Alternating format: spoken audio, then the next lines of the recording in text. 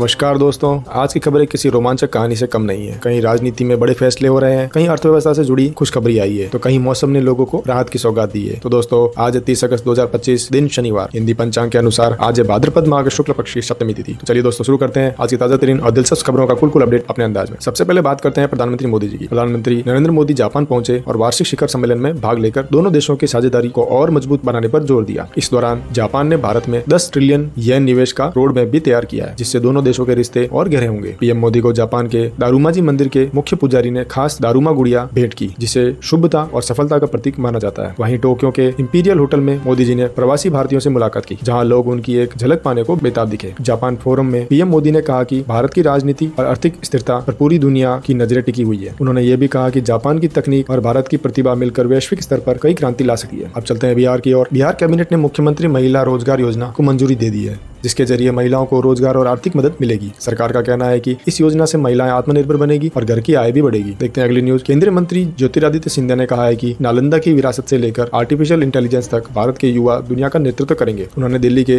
Tech fest में युवाओं को नई सोच और नवाचार अपनाने के लिए प्रेरित किया। देखते हैं अगली खबर। असम में गृह मंत्री अमित शाह ने ब्रह्मपुत्र विंग का उद्घाटन किया और कहा कि यह पूर्वोत्तर की संस्कृति और धरोहर को और सशक्त बनाएगा। उन्होंने असम के विकास में केंद्र सरकार की प्रतिबद्धता भी दोहराई। भारत का निर्यात $825 अरब के रिकॉर्ड स्तर पर पहुंच गया है और सरकार को इस साल और बढ़ोतरी की उम्मीद है। वाणिज्य मंत्री पीयूष गोयल ने भरोसा जताया है कि 2025 में भारत का निर्यात पिछले साल से भी बेहतर रहेगा। चलते हैं अगली खबर की ओर। म्यूचुअल फंड में इक्विटी निवेश का क्रेज जबरदस्त बढ़ा है और पिछले 5 सालों में AUM 300% से ज्यादा उछलकर 33 लाख करोड़ तक पहुंच गया है। विशेषज्ञों का कहना है कि छोटे निवेशक भी अब लंबी अवधि के लिए इक्विटी में पैसा लगा रहे हैं। देखते हैं अगली न्यूज। केंद्र सरकार ने कपास पर आयात शुल्क छूट को 31 दिसंबर 2025 तक बढ़ा दिया है। इस फैसले से टेक्सटाइल उद्योग को कच्चे माल की आपूर्ति सस्ती और सुचारू रूप से मिलती रहेगी। चलिए अगले खबर की ओर चलते हैं। पूर्व RBI गवर्नर उर्जित पटेल को 3 साल के लिए IMF का कार्यकारी निदेशक नियुक्त किया गया है। इस पद पर वे भारत समेत कई देशों का प्रतिनिधित्व करेंगे। देखते हैं अगली न्यूज। त्रिपुरा में आरोग्य त्रिपुरा योजना की शुरुआत हुई, जिसका मकसद राज्य में स्वास्थ्य सेवाओं को बेहतर और सुलभ बनाना है। मुख्यमंत्री माणिक साहा ने कहा है कि यह प्रधानमंत्री मोदी के नए त्रिपुरा के विजन का हिस्सा है। चलते हैं अगली खबर की ओर। राष्ट्रीय खेल दिवस पर देश भर में खेल और फिटनेस को बढ़ावा देने के लिए 29 से 31 अगस्त तक खास आयोजन हो रहे हैं। पीएम मोदी ने मेजर ध्यानचंद को नमन करते हुए युवाओं से खेलों को और अपनी दिनचर्या में शामिल करने की अपील की है। देखते हैं अगली न्यूज। सिक्किम के मुख्यमंत्री प्रेम सिंह तमांग ने कहा है कि ऑपरेशन सिंदूर से पाकिस्तान को करारा जवाब मिला है। उन्होंने सुरक्षा बलों की बहादुरी की सराहना करते हुए इसे आतंकवाद के खिलाफ बड़ी जीत बताया। अगली खबर दिल्ली से। दिल्ली NCR में झमाझम बारिश ने लोगों को उमस से राहत दी, लेकिन यमुना का जलस्तर बढ़ने से कई इलाकों में पानी भर गया। खेतों और घरों तक पानी घुसने से लोगों को दिक्कतों का सामना करना पड़ रहा है। उत्तराखंड के चमोली जिले के मोपाटा गाँव में बादल फटने से भारी तबाही मची है। इस हादसे में एक दंपति लापता बताया जा रहा है और राहत बचाव दल मौके पर जुटा है। देखते हैं अगली न्यूज। जम्मू में लगातार बारिश से हुए भूस्खलन के कारण माता वैष्णो देवी की यात्रा फिलहाल अस्थायी रूप से रोक दी गई है। श्रद्धालुओं को सुरक्षा की दृष्टि से रोका गया है और हालात सुधरने के बाद यात्रा फिर शुरू होगी। चलते हैं अगली खबर की ओर। बांग्लादेश में नई न्यायिक नियुक्तियों में अल्पसंख्यकों को शामिल न किए जाने पर सवाल उठने लगे हैं। हिंदू, बौद्ध और ईसाई संगठनों ने सरकार से इसमें सुधार की मांग की है। लेबनान में संयुक्त राष्ट्र की शांति सेना का कार्यकाल अंतिम बार बढ़ा दिया गया है। अब जल्द ही उनकी वापसी की प्रक्रिया शुरू की जाएगी। तो दोस्तों, ये थी आज की सबसे बड़ी और दिलचस्प खबरें। अगर आपको वीडियो पसंद आया हो तो इसे लाइक करें और चैनल को सब्सक्राइब करना ना भूलें, ताकि रोज ऐसी अपडेट आपको मिल सके। तब तक के लिए जय हिंद, वंदे मातरम।